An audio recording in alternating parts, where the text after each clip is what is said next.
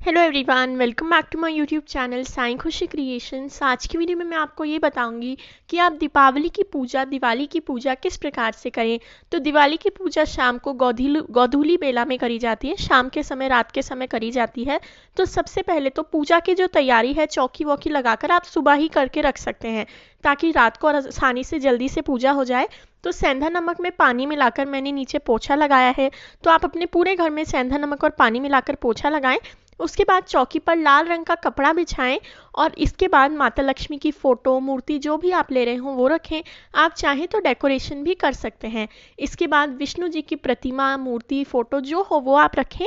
ना हो तो आप सुपारी पर मोली बांधकर भी विष्णु जी की स्थापना कर सकते हैं।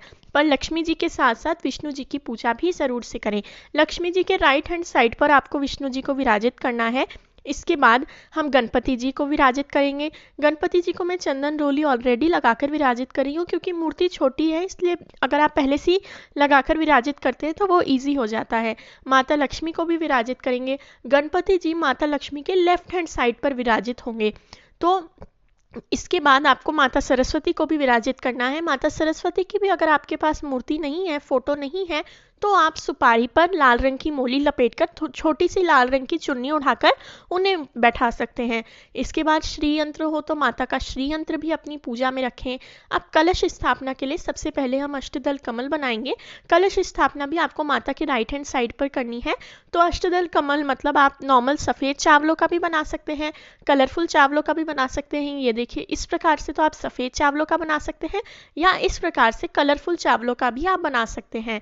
इसके बाद हम कलश के कंठ में मोली बांधेंगे। कलश आप तांबे का, पीतल का, मिट्टी का जो भी हो वो आप ले सकते हैं। कलश पर हम स्वस्तिक बनाएंगे। कलश पर आप स्वस्तिक बनाकर थोड़े से चावल अर्पित करेंगे और इसके बाद हमारे कलश के अंदर हम थोड़ा सा गंगा जल, उसके बाद सादा नॉर्मल जो जल होता है वो, पीने का पानी आप लें तो वो ज़्यादा अच्छा है। तो गंगा जल फिर हम उसमें डालेंगे और पूरा आपको अच्छे से कंठ तक जल भरना है। इसके बाद हम इसमें एक हल्दी की गांठ, एक सुपारी, एक कौड़ी डालेंगे और चांदी का या नॉर्मल जो सिक्का होता है वो डालेंगे, जो आप लेना चाहें। तो चांदी का सिक्का डालें या नॉर्मल सिक्का डालें और कुछ चावलों के दाने आपको डालने हैं। तो ये सब हम हमारे कलश में डालेंगे। इसके बाद इसके ऊपर एक प्लेट रखेंगे। प्लेट में या तो सिर्फ चावल भरें या फिर मूंग और चावल दोनों भरें। तो इस प्रकार से मूंग और चावल भरने के बाद अब 5 आम के, 5 पान के, 5 अशोक के जो भी पत्ते आपको मिल जाएं, पत्ते ना मिल पाए तो उनके बिना भी आप रख सकते हैं। तो इस प्रकार से पंच पल्लव लगाकर हम इन पर हमारी वो प्लेट रखेंगे। अब ये जो कलश स्थापना है, मूर्ति को विराजित करना है, ये आप सुबह सुबह भी कर सकते हैं और दिवाली की पूजा आप अपने घर के मंदिर में भी कर सकते हैं।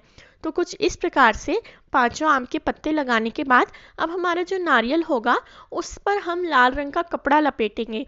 तो कुछ इस प्रकार से उस नारियल पर लाल रंग का कपड़ा लपेटकर हम इस पर वस्त्र रूपी मोली लपेटेंगे। जो मोली होती है उससे बांधेंगे हम हमारे नारियल पर।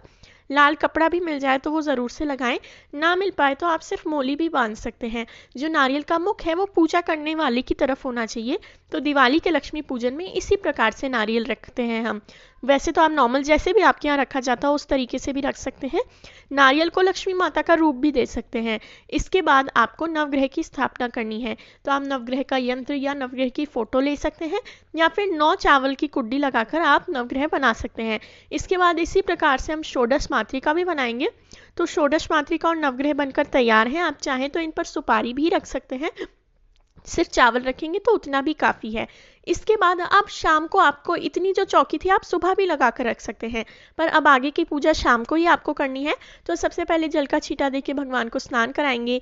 फिर सबसे पहले गणपति जी का पूजन करेंगे। उन्हें रोली, चंदन, वस्त्र रूपी मोली, इत्र अर्पित करेंगे और इसी के साथ साथ उन्हें हम जनेऊ अर्पित करेंगे। जनेऊ अर्पित करने के बाद अब हम माता लक्ष्मी, माता सरस्वती, विष्णु जी का भी पूजन करेंगे। तो लक्ष्मी जी को मैं वस्त्ररूपी मोली अर्पित कर रही हूँ। और एक बात, लक्ष्मी माता की एक छोटी सी मूर्ति हो या जो आप नई मूर्ति लेकर आए हो वो आप रखें। मेरे घर में फ़ोटो और मूर्ति दोनों है तो मैं दोनों को विराजित करती हूँ। तो जितनी भी आपके पास लक्ष्मी माता की रूप हो आप जो रखना चाहें वो रख सकते हैं। इसके बाद माता लक्ष्मी का जो फ़ोटो है, माता लक्ष्मी की जो फ़ोटो है उन पर भी मैं रोली अर्पित कर रही हूँ, चंदन अर्पित कर रही हूँ, चावल चढ़ाएंगे और माता को वस्त्र रूपी मोली अर्पित करेंगे। आप चाहें तो माता को चुन्नी भी ओढ़ा सकते हैं। इसके बाद विष्णु जी को भी हम चंदन अर्पित करेंगे, रोली अर्पित करेंगे। सभी देवी देवताओं की एक ही प्रकार से हमें पूजा करनी है। सबसे पहले सबको चंदन, रोली और हमें मोली अर्पित करनी है और साथ ही साथ गणपति जी को और विष्णु जी को हम जनेऊ भी अर्पित करेंगे। इसके बाद श्री यंत्र की पूजा करेंगे। श्री यंत्र में हमारे श्री यंत्र में अष्टलक्ष्मी भी हैं, तो उनकी मैं पूजा कर रही हूँ। अगर आपके जो यंत्र है उसमें भी हो तो उनकी पूजा करें, वरना सिर्फ श्री यंत्र की, जो भी श्री यंत्र आपके घर में उनकी पूजा करें। ना हो तो कोई प्रॉब्लम नहीं है, उनके बिना भी पूजा आप कर सकते हैं। इसके बाद कलश पर भी हम सेम तरीके से रोली, मोली, चावल अर्पित करेंगे। नवग्रह पर हम सिर्फ चंदन अर्पित करेंगे, नवग्रह पर रोली, कुमकुम अर्पित नहीं करेंगे। तो नवग्रह को चंदन, चावल, मोली और जनेऊ हो तो जनेऊ भी चढ़ाएं। जनेऊ ना हो तो आप कच्चे सूत को 7 बार हाथ पे लपेट कर वो अर्पित कर सकते हैं। षोडश मातृका पर हम रोली अर्पित करेंगे, चावल अर्पित करेंगे, मोली अर्पित करेंगे। अब गणपति जी को हम दुर्वा चढ़ाएंगे, फूल चढ़ाएंगे और माता लक्ष्मी के लिए गुलाब का फूल या कमल का फूल मिल जाए तो वो आप उन्हें ज़रूर से चढ़ाएं। साथ ही साथ माता सरस्वती को आप सफ़ेद फूल चढ़ा सकते हैं, फूल माला चढ़ा सकते हैं। तो जो भी फूल आपको मिल जाए उन फूलों से आप पूजा कर सकते हैं। विशेषकर दिवाली के दिन आपको माता लक्ष्मी के लिए गुलाब का फूल ज़रूर से लाना चाहिए और कमल का भी मिल जाए तो बहुत अच्छी बात है। इसके बाद सभी को फूल अर्पित करने के बाद अब हम भगवान को धूप दिखाएंगे। धूप दिखाने के बाद अब दीपक प्रज्वलित करने के लिए भी मैंने अष्टदल कमल बनाया है। आप सिर्फ नीचे थोड़े से चावल भी रख सकते हैं या अष्टदल कमल भी बना सकते हैं। इसके बाद हम दीपक चासेंगे, तो यहाँ छोटा सा मैंने दीपक चासा है घी का। आप अखंड ज्योत घी की भी प्रज्वलित कर सकते हैं, पर दिवाली के दिन अखंड ज्योत जो है वो सरसों तेल की ही प्रज्वलित करी जाती है। आप चाहें तो घी की भी कर सकते हैं, कोई प्रॉब्लम नहीं है। तो इसके बाद मैंने दीपक दिखाकर अब हम अष्टधान की पूजा करेंगे। तो लक्ष्मी माता से हम ये मांगे कि हमारे साथ धन के साथ साथ अन्न की भी हमारे घर में बरकत रहे, कभी अन्न की कमी ना हो। तो अन्न के रूप में अब आप ये 8 मटकियों में क्या ले सकते हैं, आप कुछ भी खड़ा धान्य यानी कि जो टूटा हुआ ना हो, जैसे मूंग है, हरे मूंग है, चावल है जो बिना टूटे हो, तिल है, काजू, बादाम, किशमिश, अखरोट, ड्राई फ्रूट्स हैं, जो भी आप लेना चाहें वो ले सकते हैं। गेहूं है, जौ है, ये सब आप ले सकते हैं इन मटकियों में, इन अष्टधान में। जैसा कई लोगों ने पूछा था, जौ, बाजरा, ज्वार कुछ भी लिया जा सकता है। इसके बाद आपको जो भी सोने चांदी का आपके घर में सामान हो या जो आप नया खरीद के लेकर आए हो उनकी आपको पूजा करनी है। सब सामान निकाल कर उनकी भी पूजा कर सकते हैं।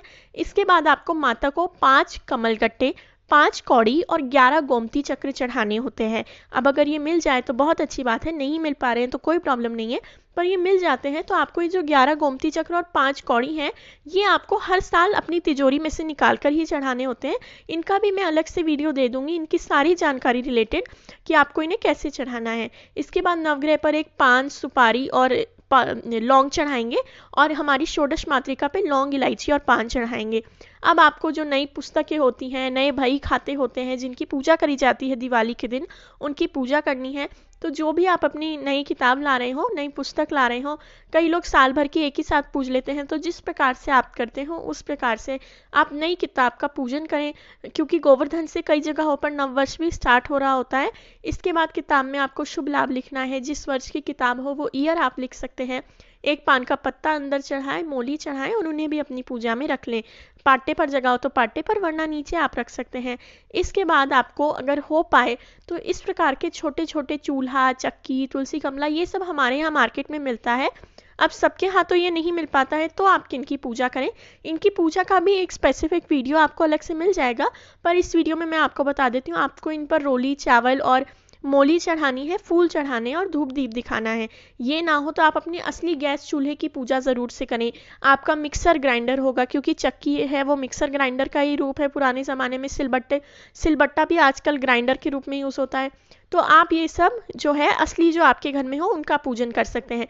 असली मिक्सी का, आपके किचन के गैस स्टोव का, इन सब का पूजन आप ज़रूर से करें, क्योंकि हमारे घर में धन के साथ साथ अन्न की कमी भी कभी नहीं होनी चाहिए। इसी के साथ साथ आपको दीपक, जो अखंड दीपक है, इसके बाद हम वो प्रज्वलित करेंगे। तो ये अखंड दीपक का कई लोग अपनी तरफ मुख करते हैं, कई लोग भगवान की तरफ मुख करते हैं।